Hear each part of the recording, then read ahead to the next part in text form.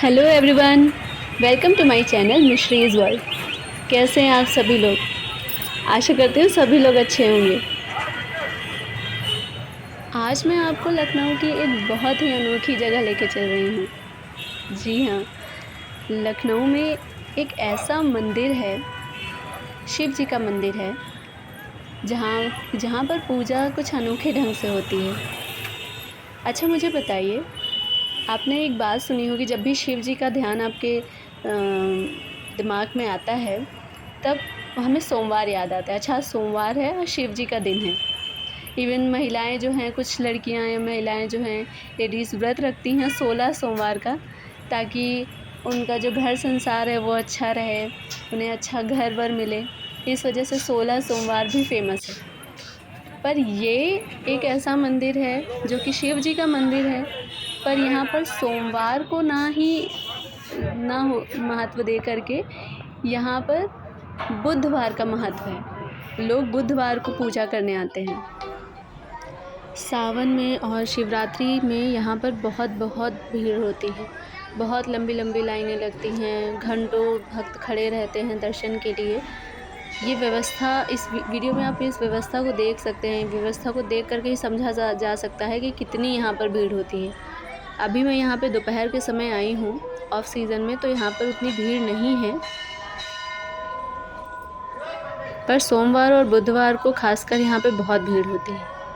ये मंदिर बहुत ही सुंदर है। आप इधर देख सकते हैं, साइड में छोटा सा पार्क भी बना हुआ है, जहाँ पर लोग आते हैं, बैठते हैं थोड़ी देर के लिए और बहुत ही शांति महसूस करते हैं। अभी मैं आपको मंदिर की तरफ ले चलती हूँ।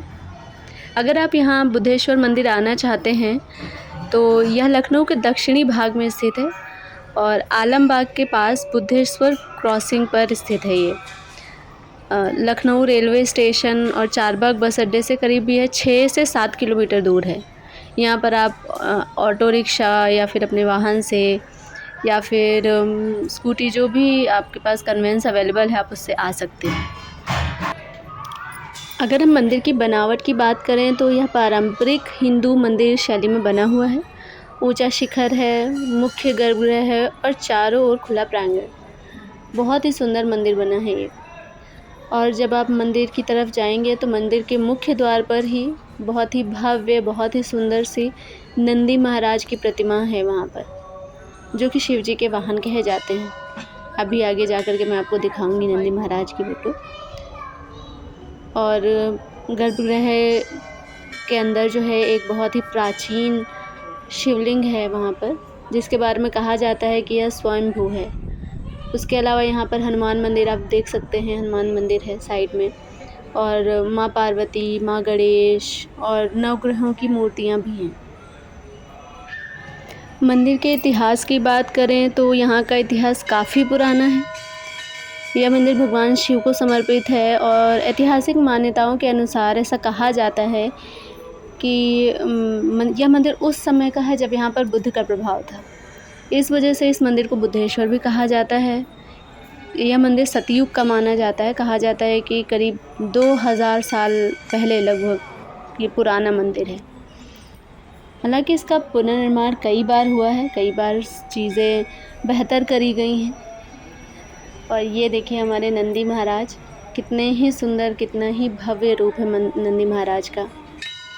जब भी कोई भक्त आता है तो सबसे पहले नंदी महाराज के दर्शन करता है, उनकी पूजा आराधना करता है और फिर ही वो गर्भगृह की तरफ जाता है। चलिए मैं अब आपको गर्भगृह की तरफ ले चलती हूँ, जहाँ पर मुख्य शिवलिंग उपस्थित है, जिसकी भक्त बहुत ही श्रद्धा से पूजा करते हैं। ये मंदिर, कहा जाता है कि यहाँ पर जो भी सच्चे मन से आता है, अपनी प्रार्थना करता है, बुद्धेश्वर बाबा उसकी प्रार्थना ज़रूर स्वीकार करते हैं। यहाँ बहुत भक्तजन आते हैं, पूजा करते हैं।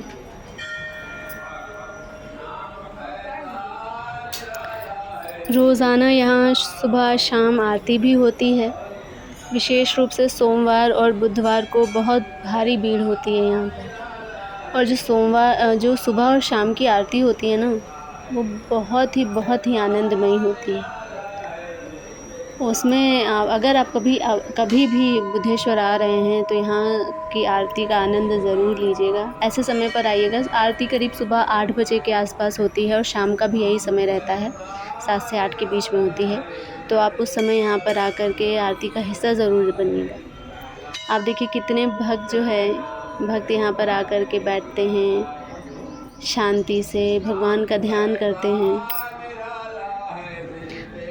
देखिए एक भक्त तो कितनी ही मधुर आवाज़ में भगवान का ध्यान कर रहे हैं, बिल्कुल भगवान की भक्ति में लीन है वो।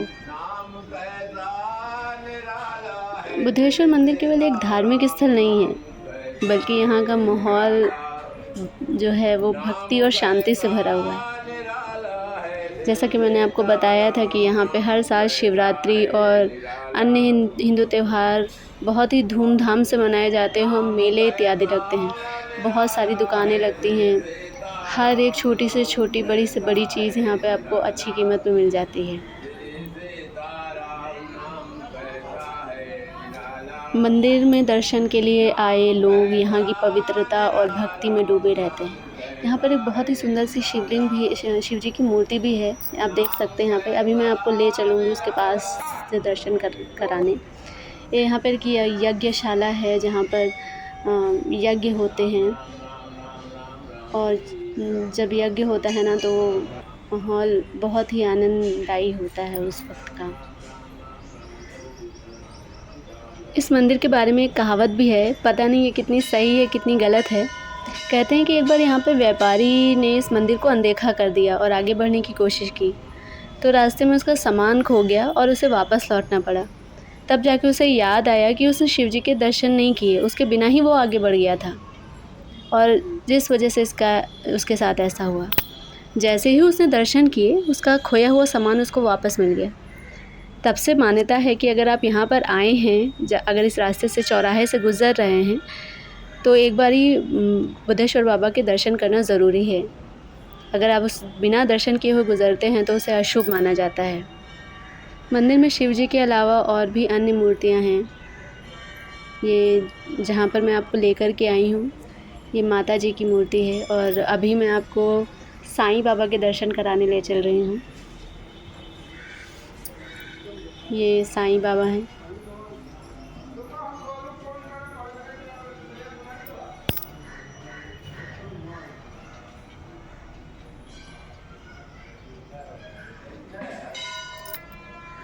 ये वही यज्ञशाला है जो मैंने अभी आपको दिखाई थी। मंदिर परिसर में बहुत ही गहरी शांति का अनुभव होता है। जैसे मैं अभी बहुत सुबह यहाँ पर आई थी, बहुत ही शांति का अनुभव है। यहाँ पे ये एक बहुत ही पुराना बरगद का पेड़ है, और जब बरगदाही होती है ना तो यहाँ पे बहुत सारी महिलाएं सज के आती हैं, पूजा करती हैं।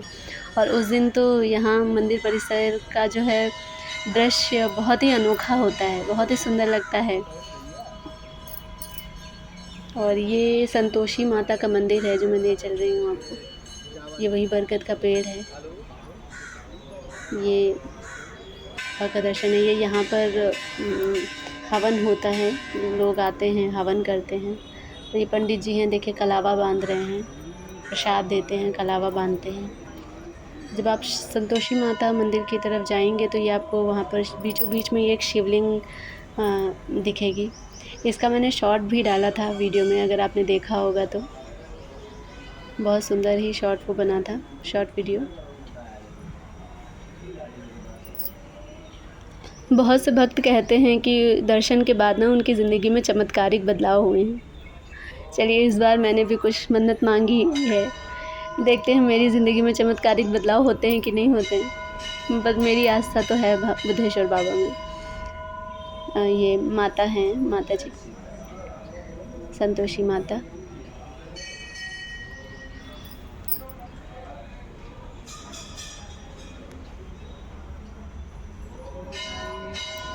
कई लोग नौकरी, विवाह, स्वास्थ्य और संतान संबंधी मनोकामनाओं के साथ यहाँ पर आते हैं, और जब उनकी मनोकामनाएं पूरी हो जाती हैं तो फिर यहाँ पर भगवान को धन्यवाद कहने वो ज़रूर आते हैं।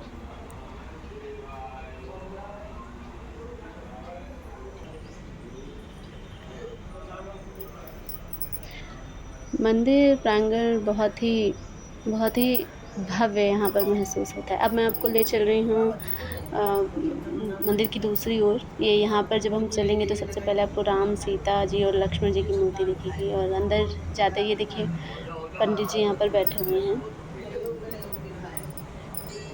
जब आप अंदर जाएंगे तो यहाँ पर आपको साइड में काली माता की मूर्ति दिखेगी, माँ काली की।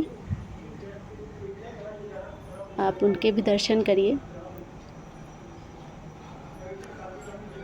और माँ काली के दर्शन करने के बाद जब आप आगे बढ़ेंगे तो आपको यहाँ पर और भी अन्य मूर्तियाँ भी दिखाई देंगी। जैसा कि यहाँ पर अभी आप देखिए तो राधे कृष्ण हैं, और फिर उसके आगे ये हनुमान जी की मूर्ति है जिसके आप दर्शन कर सकते हैं। फिर इसके आगे और बढ़ेंगे तो आपको एक शिवलिंग और दिखाई देगी। ये राधे कृष्ण हैं।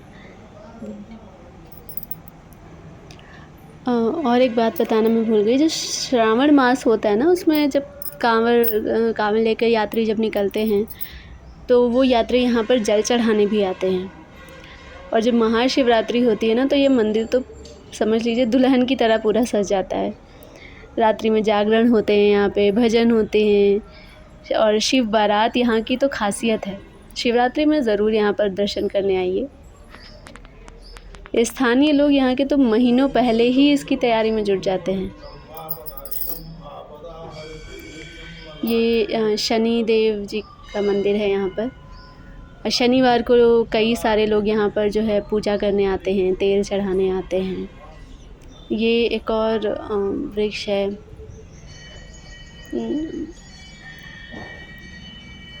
कहते ना कण कण में भगवान है। जिस भी चीज़ को अगर आप श्रद्धा से मानो तो उसमें ईश्वर है। ये वही पुराना बरगद का पेड़ है जो मैंने आपको दिखाया था। देखिए कितना सुंदर ही इस मंदिर का नज़ारा है, बहुत ही सुंदर है। अब इसके आगे आप इधर बढ़ेंगे तो ये मंदिर के बाहर जाने का एक और रास्ता है।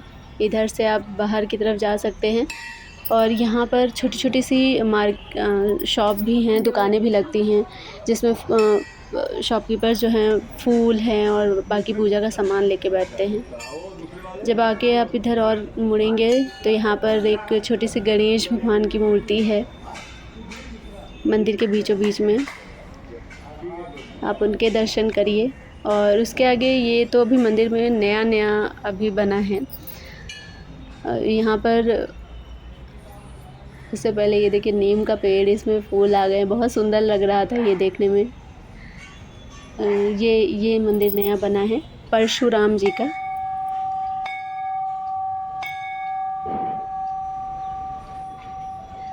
अजर अमर भगवान परशुराम जी।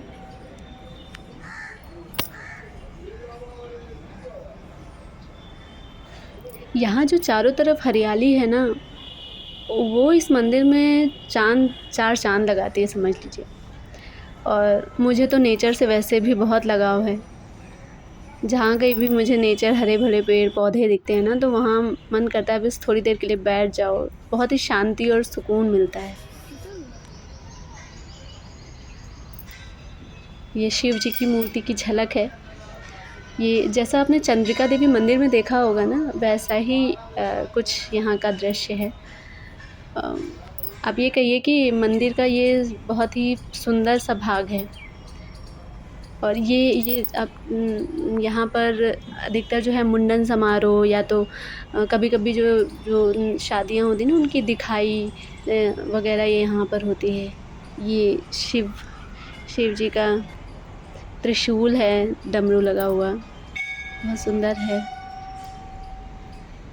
ये देखिए हरियाली मंदिर के चारों तरफ।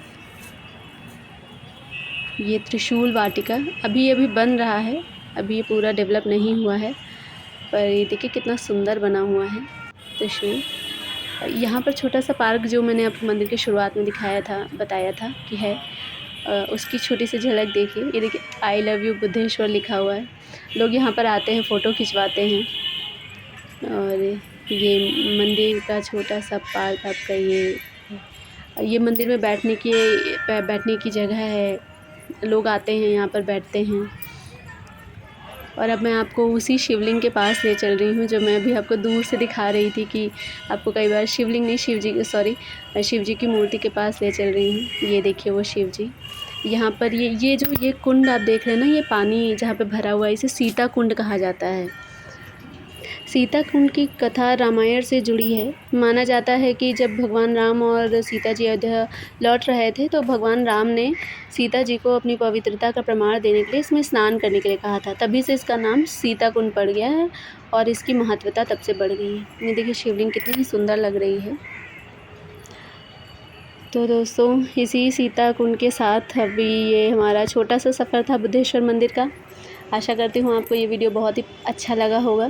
अगर अच्छा लगा हो तो इसे ज़रूर लाइक करिएगा, कमेंट करिएगा और अपने दोस्तों के साथ शेयर करिएगा ताकि उन्हें भी इस मंदिर के बारे में पता चल पाए और वो यहाँ पर दर्शन करने ज़रूर आएँ। ये एक पिकनिक स्पॉट की तरह भी है, यहाँ पर लोग आते हैं, अच्छी यहाँ पे वीडियो बनाते हैं।